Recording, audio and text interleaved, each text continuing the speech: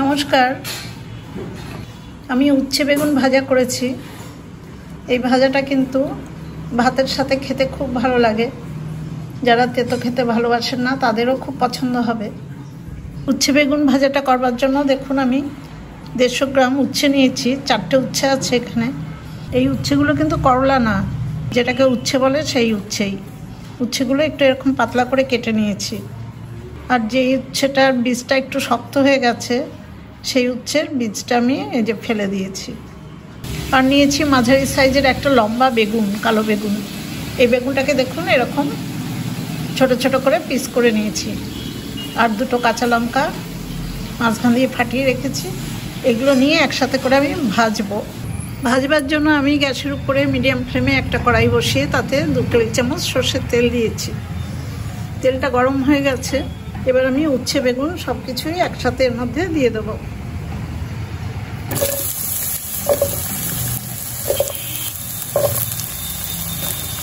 কাঁচা লঙ্কা 2টোও দিয়ে দিলাম।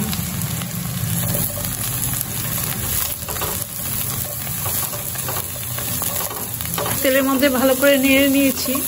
আমি কিন্তু অনেক তেল দিইনি বা অনেক তেল দরকার হবে না। খুব বেশি তেলে কিন্তু আমি এই উচ্ছে বেগুনটা ভাজবো না। এবার স্বাদ মতো লবণ দিয়ে দিলাম, 1/2 চামচের একটু কম। এবার লবণটাও মিশিয়ে নিলাম। লবণ মেশানোর পর আমি কিছুক্ষণের জন্য ঢেকে দেব এবং আঁচটা একদম লো করে দেব। প্রায় 6-7 মিনিট পর আমি ঢাকাটা খুলে নিচ্ছি।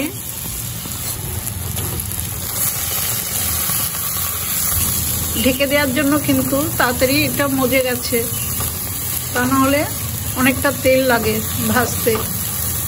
শরীর স্বাস্থ্য ঠিক রাখার জন্য এই ধরনের রান্না খেতে বেশি তেল দিলে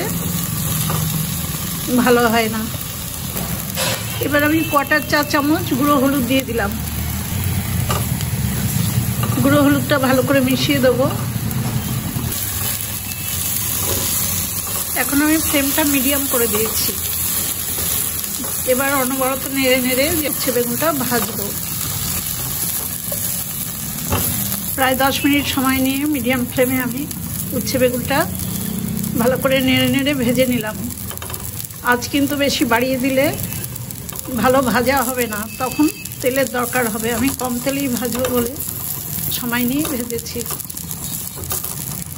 ভাজাটা হয়ে গেছে, দেখুন কতটা ছিল এখন কতটুকু হয়ে গেছে। যখন এরকম কমে যাবে আর একটু লাল লাল দাগ ধরবে তখনই বোঝা যাবে খুব ভালো ভাজা হয়েছে। এখন আমি গ্যাসের ফ্লেমটা অফ করে দিয়ে এই ভাজাটা একটা পাত্রে নামিয়ে নেব। আমি একটা সার্ভিং ডিশে দেখুন ভাজাটা নামিয়ে নিচ্ছি। শীত চলে যাওয়ার পরে যখন গরম আসে, এই গরমে আমাদের এই তিতোটা খাওয়া শরীরের জন্য খুব ভালো। আপনারা এইভাবে উচ্ছে বেগুন ভাজা করে খাবেন। আমার এই উচ্ছে বেগুন ভাজার রেসিপিটা দেখে আপনাদের যদি ভালো লাগে তাহলে একটা ছোট্ট লাইক ও শেয়ার করে দেবেন। সবাই খুব ভালো থাকবেন, সুস্থ থাকবেন। ধন্যবাদ।